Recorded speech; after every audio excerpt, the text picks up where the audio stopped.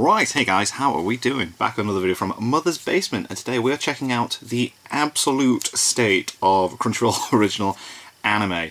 Gotta say, generally, they aren't that great. I did see in his thumbnail that they had God of High School and Tower of God on there, and I really liked Tower of God, and I really enjoyed God of High School. I know God of High School's story wasn't amazing, but I really liked the fights and the animation on that. But then everything else I remember trying to watch Inspector, not giving that much. Was it Noblesse? Wasn't very impressed with that. And yeah, let's just see what Mother's Basement has to say on this, shall we? Because it's going to be an interesting one, I reckon. Crunchyroll original is perhaps one of the most tainted phrases in the entire English language. Yeah? Sure, Oh, Jesus. Folks have their issues with Netflix original anime too, but at least for every record of Ragnarok, we've got the Devilman Crybaby, Oh, mate. Violet Evergarden. Oh. When it comes Yeah, to they do have some really good ones, like... there seem to be, or duds no one's heard of, disasters everywhere. Oh, Jesus, X-Arm, yeah. Disappointing wastes of potential, and Tonikawa, which some people argue shouldn't even count as a Crunchyroll original because it's only a co-production, even though that would also disqualify Ghibli 8 and X-Arm, and thus actually would be a huge net win for the brand. Yeah, Crunchyroll would benefit from that. Either way, though, and there's a lot of those surrounding this topic on account of all the culture war trenches that have been dug in all around it everywhere, which I am going to try my hardest not to trip into, because that shit is just plain exhausting. Can't be bothered. I started this channel because I love watching, talking about, analyzing, and poking fun at anime and games, but it's difficult to engage in or even What anime is that? Honest, thorough That's Noblesse, isn't it? I was very disappointed with that. Where every piece of media can suddenly be High Guardian terminally Spice? online weirdos are just dying to Is that out yet? So, now that the Crunchyroll Originals brand is pretty well dead itself, with only 2 unreleased shows left on the roadmap and no isn't one Shenmue the animation? I'm going to try to separate the 14 shows they've made so far from all that stigma. Judge them purely by their own merits. Okay, cool. The merits of their first 3 episodes, and see just how well they really deserve their terrible reputation as individual works and as a whole. Specifically by rating them on a scale from 1 to 10, and then averaging out those scores. Now, Crunchyroll has sponsored me in the past, and I'm presently working on an 86 video with them, which is why that's taken so long to come Interesting, out. So cool. I understand that some of you may just not trust me to make that assessment. However, I would point out that Crunchyroll Originals have taken the top slot in my worst anime of the year list for 2 years running now, and presently, Freak Angels is poised to make that a hat trick. I promise I am He had a not going pee-pee to on his forehead. Already on the subject of so-called original co-productions, I think it makes sense to start our rundown of these anime there.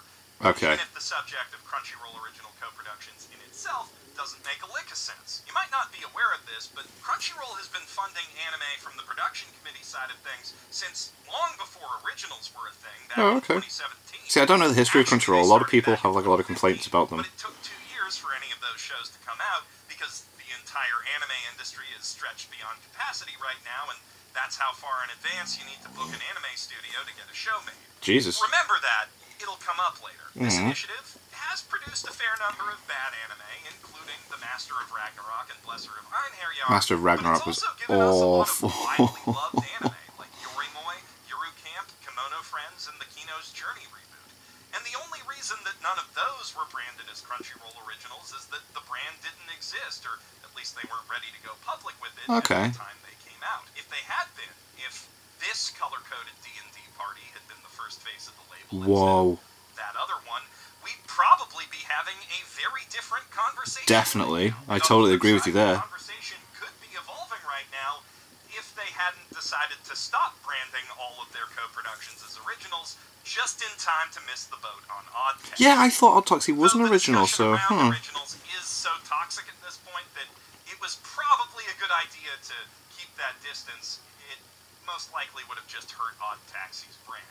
But then again, it could have helped the Crunchyroll original brand. Oh my god. Is an entirely arbitrary matter of timing and marketing whims. And if you think about it that way, it's actually a pretty fucking wild coincidence that 2 shows as historically awful as X-Arm and Ghibli 8 both ended up making the cut. I'm not going to spend too much time on I didn't watch Ghibli 8 and I'm glad. That looked awful. But I do want to impress impress upon you, if you haven't seen the shows or those videos, just how fucking bad they really are. Chibi-8, whose plot plays like a bad Oni. Oh yeah, he has talked about this already, hasn't he? Yeah. Fanfic, was written and produced by a guy who has zero experience writing or producing anime. Oh. And so, even though he was collaborating with the likes of Yoshi, isn't that the same with X-Arm as well? Yeah. Composer Yuzo Koshiro and shamisen megastars the Yoshida brothers, his inept management and even worse script writing utterly squandered all of their efforts. Oh, and if no. you think that's bad, wait till you hear that X-Arm's entire team was people who've never made anime. Oh, I didn't know it was the With entire live-action team. That's TV director heading up the ridiculous. first ever animation effort from, I just thought it was the I'm not director. kidding here, a company that previously made environment assets for FromSoft games, resulting in a TV show that looks more like a Steam Greenlight trailer. Chibi-8 is one of the worst original anime I've ever watched in my life. Ever? And X-Arm Wow. might just be the worst anime ever made, period. It's definitely the most butchered adaptation by a wide margin.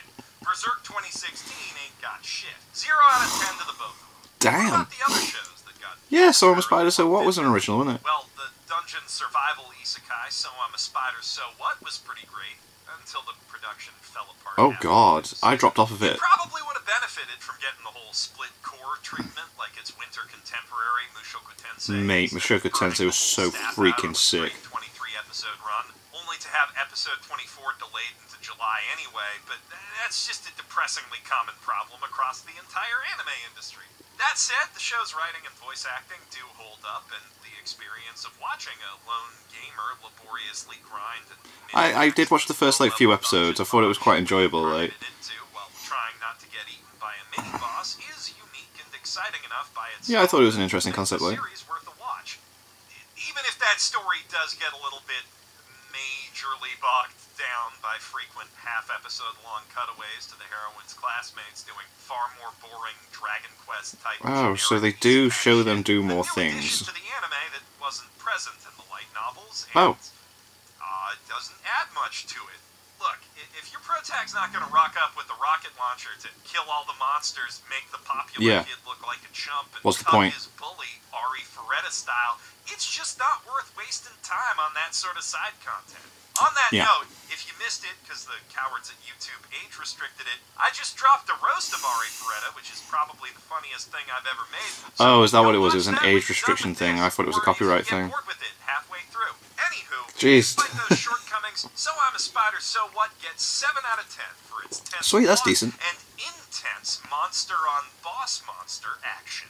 Speaking of Cool. monster fights, Inspector is a Ugh. romantic supernatural Watched the first mystery 2 series episodes and about fell off. Toko Iwanaga, a girl who traded an eye and a leg for the power to mediate disputes between humans and yokai, and Kuro Sakuragawa, a handsome fella she happened to meet at the hospital, and on whom she immediately pounced the second his long-term girlfriend broke up with him. Hell Who yes. also may or You may go, not girl. have mysterious supernatural powers of his own. Oh, If I'd only 3 episode smoky. tested this series, I'd probably have given it an 8 or even a 9 for its remarkable Right. sense of atmosphere and consistently high production values. Unfortunately for Inspector, I watched enough of it when it came out to see it drop off hard and then drop it, as those first 3 episodes full of fun Monster of the Week shenanigans gave way to a season-long It was story interesting. arc about Steel Lady Nanase, an evil idol ghost with these Oh. hefty, honkin' biceps that she uses to carry around this I-beam and What? bludgeon people to death. Also, she has these absolutely massive tracks of exposition associated with her, which go on and on for most of the show's runtime after she shows up. Really drag it down. Also, her boobies are very big, but it's hard to appreciate that. There we go. Any of the interesting high concepts surrounding her when everything involving her is so damn slow Yeah. and boring. Pacing's off. 5 out of 10. Oh, okay. For those who like their supernatural mysteries a wee bit stranger than that, Oh, you might Dr. Ramone! really enjoy Dr. Ramone, Mysterious Disease. This was good. A show about a selfish, lazy doctor who probably won't do much. I did a video on this last year. You found yourself suddenly crying mayonnaise, or with your weenus having mysteriously turned into a fish cake, Yeah, man. you might just have a prescription for one My fingers have turned into chilies. supernatural life lesson with your name on it. This definitely is not an anime for everyone, but if you're one of those rare few cultured fans of Laughing Salesman and Gegege no Kitaro, I could see it becoming one of your all-time faves. It's good. Dr. Ramune also features some unusually complicated lore and surprisingly deep, dynamic characters for this kind of show. So if you were just expecting an episodic dark comedy without much continuity, think again. Also, I should note that one of those characters is a 112-year-old grandma who looks like a grade schooler. She's the body of a child. She's the inside. Woo! Luckily, not that kind. In fact, the first thing we see Akane do in the entire show is beat the shit out of a gross pedophile for fun. Hell yeah, take that. Twist on that particular trope, and it seems like there's a lot of those here. Dr. Ramune is clever, witty, and creative, the ideal surreal comedy package, and I give the first 3 episodes an 8 out of 10. Hell yes! Last, and Yes! definitely not I know my least stuff. of the co-production originals, is Tonikawa, Over the Moon for You, a romantic comedy about a brilliant, driven student named Nasa who spies a beautiful girl across the road on one crisp, moonlit night. Doesn't he get hit falls by the in love bus? At first sight, and then gets hit by a truck about 3 seconds after Yeah. that because he didn't look both ways before going to pick her up. Luckily, the girl, Tsukasa, has some sort of supernatural something going on with her, so she's able to dive in and save him. And after he gives a heartfelt, spur-of-the-moment confession, she even agrees to marry him.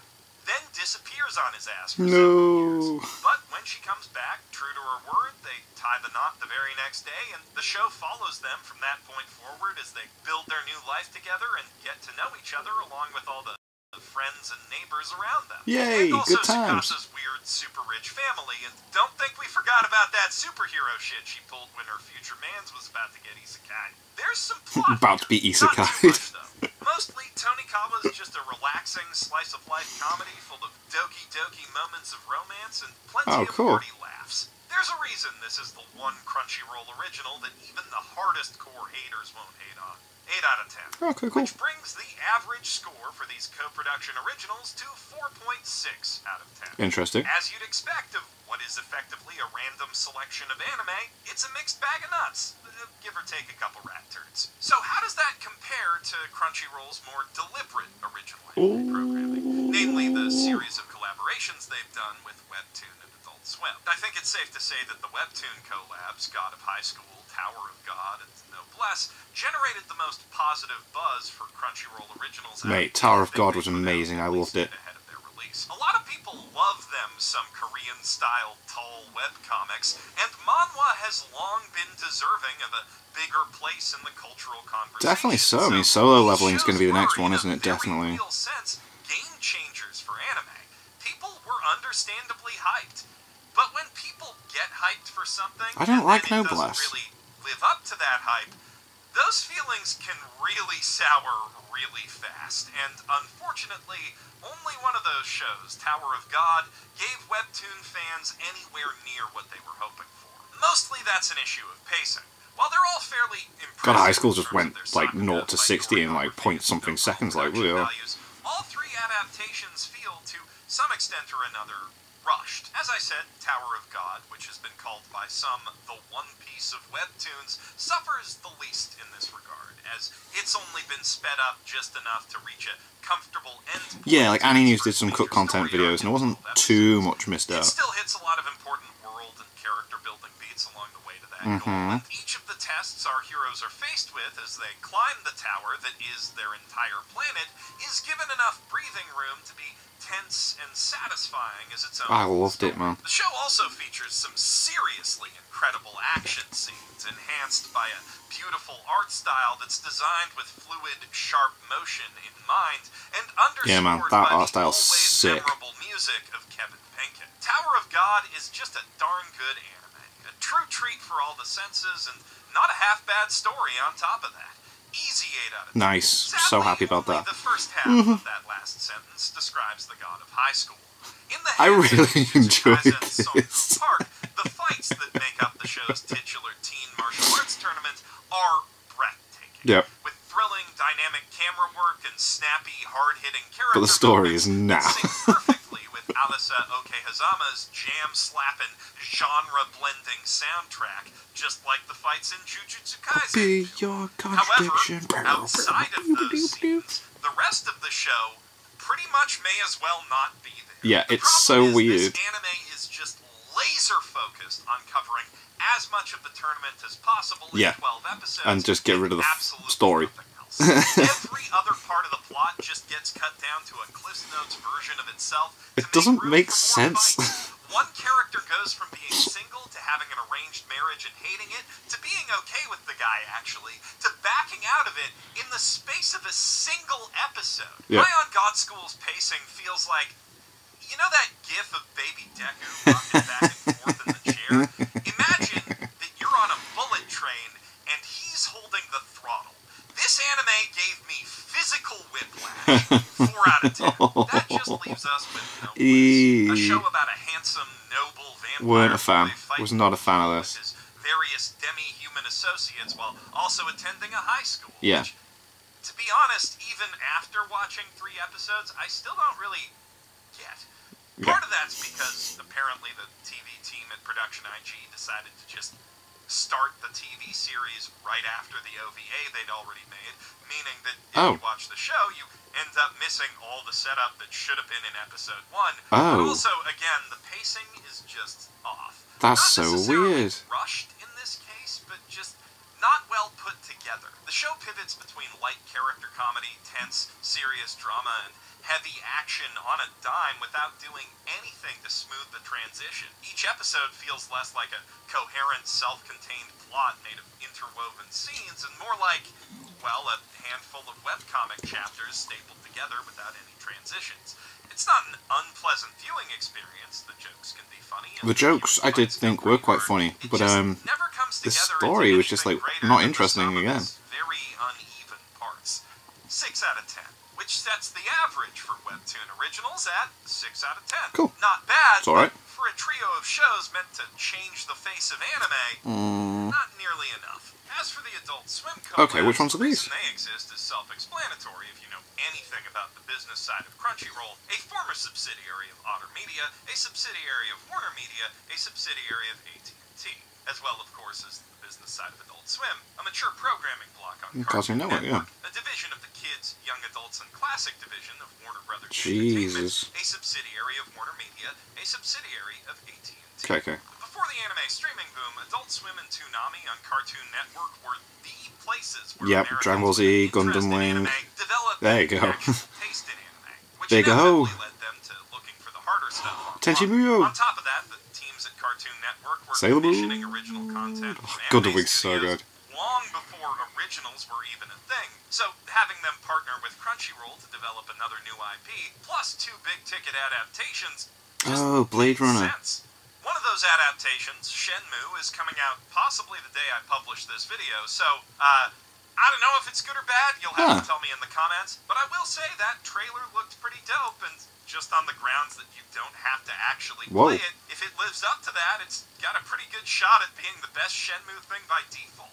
Their Damn. other big-ticket legacy IP show, Blade Runner Black Lotus, follows up on the 2017 Shinichiro Watanabe-directed ONA, Blade Runner Blackout 22, this time with Watanabe in the producer's chair as 3D anime directing duo Shinji Aramaki and Hey, don't look too bad, Kamiyama of that. Ghost in the Shell standalone complex, Star Wars The Ninth Jedi, and Metabots fame taking the reins. I know a lot of you out there have a very strong distaste for 3D CG anime of all kinds. Hey, if it's done right, don't mind. Aramaki and Kamiyama's shows don't always do the best job of dispelling that stigma with their, at times, clumsy motion capture, but they always at least feature sharp, interesting cinematography, It looks good. editing, and pretty great fight scenes across the board that do things that just aren't possible in 2D.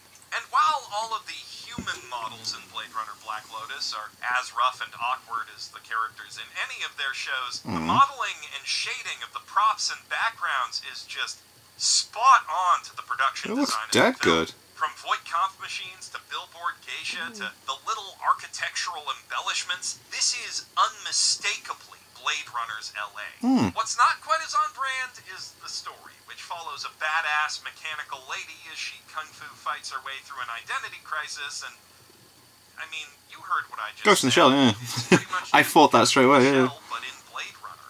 It's not a particularly well-told story either, at least not in the first 3 episodes, but with one of the actual Ghost in the Shell guys directing it, that mix of 2 iconic cyberpunk vibes does at least work surprisingly well, and if you're a hardcore enough cyberpunk fanboy to want to see that, but not hardcore enough that you would care about all of the lore problems it creates, you probably have a good time with it. Fair enough. 6 out of 10. Cool. On the subject of pretty capable ladies discovering who they are What while is this? also kicking some ass, Fena, Pirate Princess, is that new IP from Production IG. Oh, this is meant to be alright, this.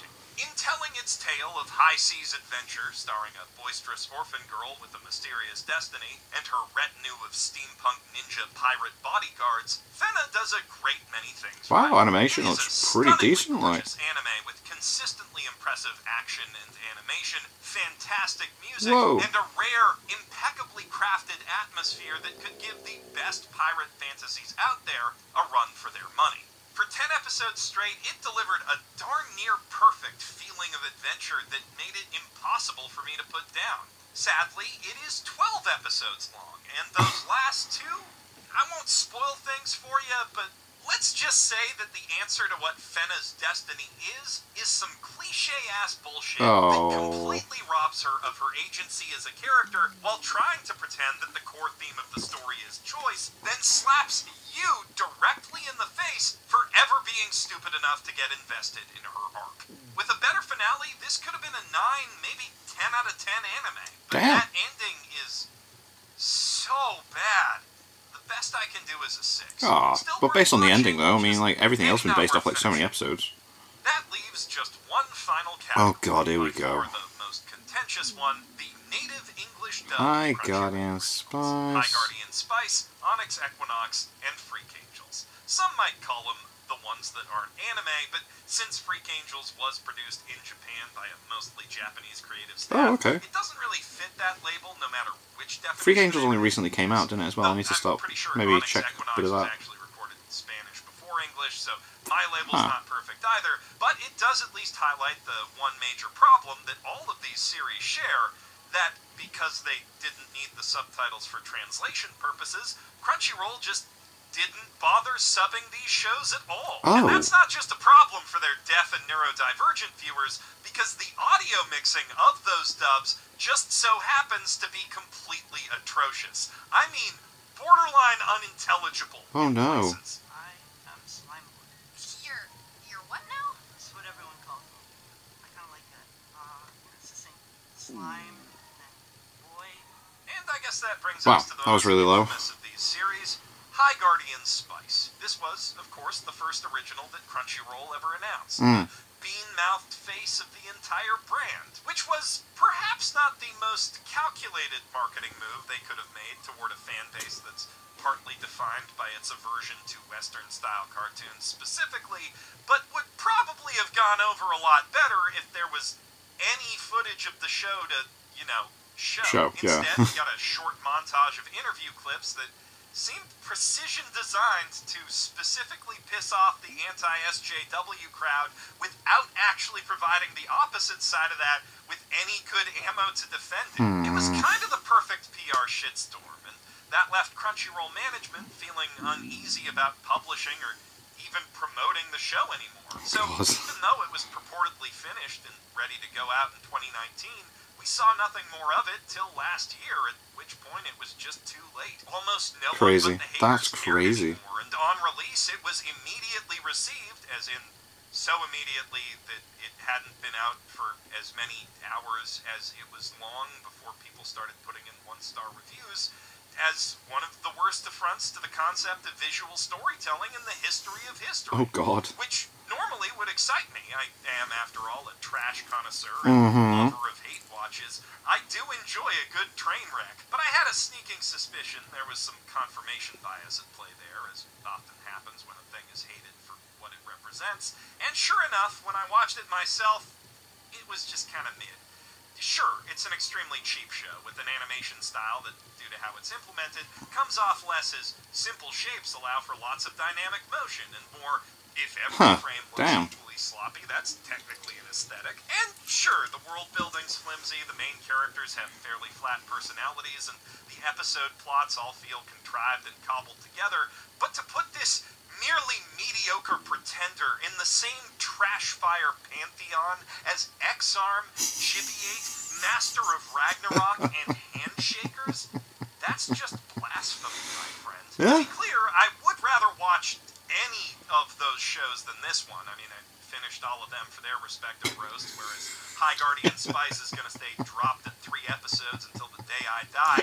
And that's only because I'm a freak who prefers being confused, angry, and or frightened by the media I watch to just plain bored. And High Guardian Spice is just plain boring. 4 out of 10. Damn. That's not to say there are no good reasons to be apprehensive about it, though. I don't agree with the most frequently stated complaint about the series that an anime streaming company should just never ever fund Western animation.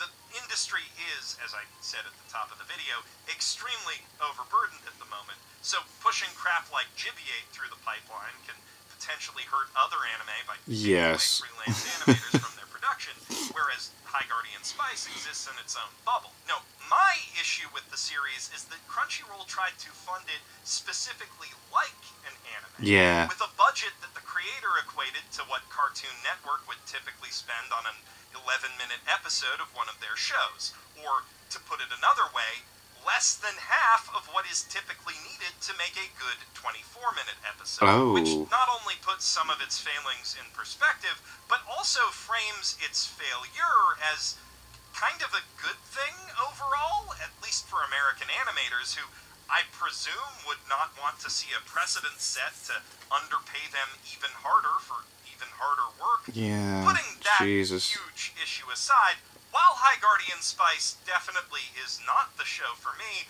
I can see a hypothetical teenager who really loves Steven Universe using it to scratch that. It does have that Steven Universe kind of look, doesn't it? They've already seen all of Adventure Time, and Amphibia, and Owl House, and Little Witch Academia, and Infinity Train, and Hilda, and Ray Earth, and Bravest Warriors, and Star vs. the Forces of Evil, and Kipo and the Age of Wonder Beasts, and She-Ra, and Gravity Falls, and The Dragon Prince, and My Little Pony, and Sailor Moon, and every other Kunihiko Ikahara anime. But even if I just described you, I do think that there are much better uses for your limited time on this earth. And frankly, that goes double for the haters. I'm sorry, but if you're a contributor to the terrible TV shows wiki and you're reaching for a burn like, quote, rosemary, sage, thyme, and parsley are named after herbs, grasses in Latin, which are not spices, maybe it's time to move on to richer material. Oh my god. Burn. Apocalypse apparently that makes me so damn thirsty. Christ. What if I'm apocalypse pregnant? How fucking cliche.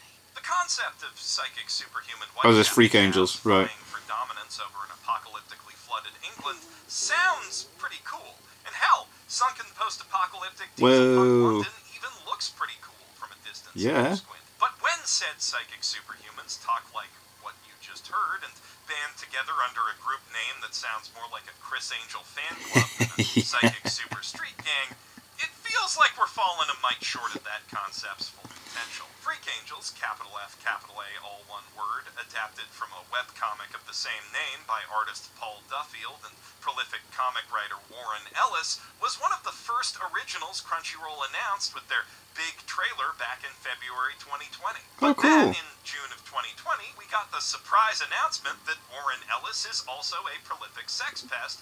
Netflix fired his ass from Castlevania immediately, and Crunchyroll just stopped talking about this show for 2 entire years before quietly sharding it out at the end of this January. Oh my god, Even without right. the scandal, though, I can see why they wouldn't want to call attention to this one. It is bad. The line art makes all of the characters look like Paper Jam Dipper half the time. No. They fit about as seamlessly into those 3D backgrounds as the roadside audiences of Initial D Season 1. The plot just ping-pongs randomly between seemingly disconnected story beats, and the dialogue is, as you just heard, so fucking atrocious that not even the tried-and-true Warren Ellis method of inserting fucking swear words randomly into every shitball sentence can disguise its many shortcomings. Fuck. I am really looking forward to fully dressing this one down come January. The show show does at least have some very nice background art and quite ambitious storyboarding. You can tell the animators wanted to have some fun with it, but as is all too common within the human condition, it turns out they wanted what they couldn't have. 1 out of 10. The last of the originals we have left to talk about is Onyx Equinox, and since I spent so much time dunking on the other two, I'll just cut to the chase. It's pretty good. It was animated by the same team as High Guardian Spice, and you can tell they learned a lot from Interesting. I didn't say you couldn't tell by looking. The more anime-esque art style fits Looks very Avatar-esque. techniques they're using better, and the creature designs, especially with their harsh, contrasting bodies, look really good That's even class. at low frame rates. More importantly, its story, a fantasy adventure with deep roots in Aztec history and culture, about a meek young man chosen by his cruel gods to save the world, is pretty goddamn metal. Like, imagine Avatar, but instead of Appa, Aang is accompanied by a vicious, man-eating panther who hurls constant verbal abuse at him. Also, he has no special skills whatsoever and almost gets murdered every episode. Cool. While a lot of other people do get murdered all around him all the time. Oh, If you God. like apocalyptic dark fantasy with blood magic and shit, this is an edgy good time. I suppose I should disclose that I'm also just a sucker for Mesoamerican fantasy aesthetics in general. Shell isn't the only part of Road to El Dorado that's stuck in my brain forever, so I am a bit My girlfriend loves biased in the that film. show's favor. Maya of the Three on Netflix is way better, especially in the visual department, but Onyx Equinox is still a solid 7 out of 10 in a Decent. severely Cool. underserved niche. That sets the average for non-Japanese originals at 4 out of 10 on the dot. They're all and quite the grand low. total average for the whole Crunchyroll Originals project, minus the 2 that aren't out yet, is 4.4 out of 10. Not a great showing, but a good one, really. 5 out of the 14 shows do sit around the high end of good, low end Tower of great, God was so but boss. a lot more of them range from meh to bleh, and of course 2 of them are quite possibly the worst anime ever made, so that skews the score down a bit more. Hell yeah. If you took those out of the equation, it'd be a barely passing 5.1. Oh, God, still, But then you'd also have to take out Tonikawa, so actually 4.8. That's close to not failing, though. Original series should be something to get excited about. Yeah. In the growth-obsessed stage I agree of with that. capitalism we're currently Should be at, like an event. Basically, all commercial art needs to serve as an onboarding platform for further merchandising and/or monetization opportunities to justify its initial investment. Just look at how every other third-party AAA video game these days has live service bullshit baked into it. Assuming there still are third-party video games in the far future. Yes, if everyone On doesn't the keep flip getting side of bought that, by everyone else. console exclusives from Bloodborne to Breath of the Wild tend to be more self-contained, finished, high-quality experiences that you can enjoy fully out of the box. And they can be that because instead of just selling themselves and some microtransactions, these games exist to sell the very platforms they're on. There's an economic incentive for the platform makers to give the devs enough resources to actually make them good so that people will buy more PlayStations eventually when the crypto market collapses and we have chips again. Yay. By the same token, good original content sells streaming subscriptions, and thus Definitely agree with that one. streaming originals should be of higher average quality than standard license acquisitions. And the fact that Crunchyroll's originals are so far the opposite of that speaks, in my ears at least, to a lack of vision and confidence in the project behind the scenes. Which is, I think, what really killed it after that initial backlash maimed it. That's just my take on these shows, though, and He's not wrong. Like, if you've got an original show, it should sell the platform, shouldn't I it? couldn't finish all of them. Did I miss the mark on a show that gets great later, or dodge a bullet with something that goes downhill fast after episode 3? And most importantly, did you remember to drink your G Fuel? Yeah. I'm Jeff Thu, Apocal Professional G Fuel dealer, signing out from my Apocal apartment, which is kind of like a regular apartment, just with slightly less wall. Ah. Yeah, he's not wrong. Like, you should get excited when you see an original on the platform that you're watching, and it seems to be not the case with Crunchyroll. People see original and are just like, ugh. And I'm not surprised, especially after all that he went through. I'm glad that he liked Tower of God and Dr. Ramune, because I really liked them. But yeah, shame. Shame about that. Let's hope, like, in the future... I mean, that Shenmue one looks pretty damn good. That could be a good one. And, who knows? They might have other stuff that they're planning on doing. So cool. Thank you to my patrons. If you want to have your name at the end of every video upload, link is in the description of the Patreon page. $1 a month is all there to help support the channel. It's greatly appreciated. Thank you guys very much for that. And thank you all for watching. What do you guys think of that? What do you guys think of this? Click the like, subscribe if you haven't already. Leave comments down below. Let me know what I should watch us in future videos. And I'll see you guys, all you guys, next time.